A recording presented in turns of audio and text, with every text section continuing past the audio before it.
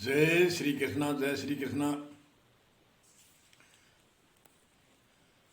कल के सूत्र में राजा परीक्षित को सामिक ऋषि के पुत्र श्रृंगी ऋषि ने श्राप दिया, क्योंकि राजा घूमने गया था और राजा परीक्षित घूमने गया वन में और सामिक ऋषि समाधि में बैठा था और सामिक ऋषि को आवाज लगाई, जल पिलाओ, जल कहाँ है। तो सामिक ऋषि समाधि में स्थित थे और राजा घोड़े से नीचे उतरा और नीचे उतर करके इधर उधर देखा तो एक सांप मरा हुआ दिखा, तो सामिक ऋषि के गले में डाला। समाधि नकली है या असली, इसकी परीक्षा के लिए इतने में ही श्रृंगी ऋषि, उसका पुत्र सामिक ऋषि का आया। राजा क्या करते हो? तो उसने गले से सांप निकाल के दूर फेंका और राजा चला गया और सामिक ऋषि की समाधि खुली। उस समय वह वार्ता कह सुनाई जो राजा परीक्षित ने सामिक ऋषि के गले में सांप डाला था। तो सामिक ऋषि ने कहा, संतों का बड़ा हृदय उदार चित्त होता है, दयालु होता है। उसने कहा, आपने कोई श्राप तो नहीं दिया? श्रृंगी ऋषि ने कहा, मैंने श्राप दिया है, वह 7 दिनों में आपके नाक डसेगा और आपकी मृत्यु होगी। मेरे पिता की आपने खिल्ली उड़ाई है, मजाक करी है। सामिक ऋषि ने कहा, पुत्र जल्दी जा, राजा को सावधान कर, कोई उपाय करे, 7 दिनों में उसकी मृत्यु अवश्य है। क्योंकि ऋषि के पुत्र, सामिक ऋषि के पुत्र भी साधना करते थे, भक्ति करते थे। आज के जैसे जो पुत्र होते हैं उनसे श्राप नहीं लगता, क्योंकि भक्ति भी नहीं करते हैं, पिता भी भक्ति नहीं करता है और पुत्र भी भक्ति नहीं करता है, तो उसका श्राप कैसे लगता है। परिवारधारी थे, पुत्र था, परिवारधारी पर पुराने समय में ऋषि गर्गस्थी होते थे। तो श्रृंगी ऋषि ने राजा से जाकर के माफ़ी मांगी, कहा, मैंने ज्ञान पड़े में और गुस्से में आपको श्राप दिया है, आपकी 7 दिनों में मृत्यु है, आपके नाक डसेगा, आप जो कोई उपाय करना है सो करो। राजा भयभीत हुआ, भयभीत होकर के विचार किया कि गंगा के किनारे ऋषि मुनि आते हैं और ऋषि मुनियों के पास में चलो। कहते तो हैं, उपमा करते हैं, कई ऋषि वहाँ पर थे, वेद व्यास भी था, पाराशर उनका दादा था, पाराशर सुदेव मुनि का दादा पाराशर और वेद व्यास उनका पिता।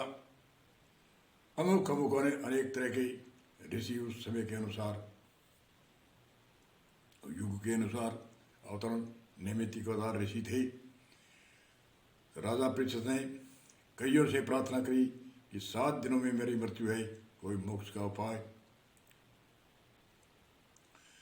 किसी ने कहा, साधना करने में बहुत समय लगता है, हजारों वर्ष लगते हैं, सैकड़ों वर्ष लगते हैं और कुछ कम तो 50 वर्ष लगते हैं।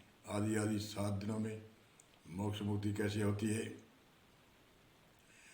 तो राजा परीक्षित ने कहा, मेरी 7 दिनों में मृत्यु है, हमारी भी ये संकेत है, हमारी भी 7 दिनों में मृत्यु है। सोमवार गए, शरीर को त्यागेंगे, मृत्यु होगी, या शनिवार को होगी या रविवार को होगी, 7 बारों में कोई न कोई बार में हमारी मृत्यु होती है। इसलिए हम भी राजा परीक्षित की भांति हैं, हमें भी काल खाएगा। काल समय चलता रहता है, बदलता रहता है, काल खाता रहता है। वर्तमान काल, फिर आगे भावी काल, भविष्य काल और भूतकाल खाता जाता है। तीनों काल, ये भूत भविष्य वर्तमान तीनों काल खाते जाते हैं और कोई न कोई बार में हमारी मृत्यु होती है। हम भी राजा परीक्षित के तरह है, हमें भी सभी को श्राप है। परंतु ये तो एक समझाने के लिए ऋषि मुनियों ने पुरानी इतिहासों की घटना हमारे सामने प्रकट करते हैं। उससे हमें प्रेरणा मिलती है, शिक्षा मिलती है, उपदेश मिलता है। तो उस समय बिना बुलाए सुखदेव मुनि आए और उनके आगे राजा परीक्षित ने निवेदन किया। तो राजा परीक्षित ने सुखदेव मुनि ने कहा, क्या 3.5 दिनों में ही एक अमुक ऋषि ने मोक्ष मुक्ति दिलवाई थी? आपके तो 7 दिन है, आप सर्वथा बढ़कर के सुनोगे और मैं आत्म कथा कहूँगा, आत्म कल्याण की कथा कहूँगा, अनेक ऋषि मुनियों की कथा को कहूँगा, भक्तों की कथा कहूँगा, योगियों की कथा कहूँगा और कर्म योगी, ज्ञान योगी, लय योगी आदि जितने भी योगी महापुरुष हुए, ऋषि मुनि हुए, उनकी मैं आपको उपदेश देकर आपको आत्म कल्याण कराऊंगा। तो आगे कहते हैं,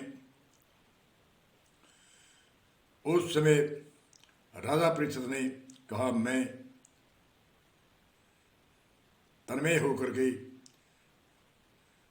प्रसन्नचित्त होकर के आपको मैं ऋषि मुनियों की कथा, अवतारों की कथा, महान पुरुष योगेश्वरों की कथा सुनाता हूँ और आप ध्यानपूर्वक एक जगह बैठ कर, मेरा एक आसन होगा, आपका भी सामने मेरे एक आसन होगा और मेरी तरफ दृष्टि करके एक एक शब्द को आप सुनेगा, आपकी मोक्ष मुक्ति अवश्य होगी। तो राजा परीक्षित ने वैसा ही किया।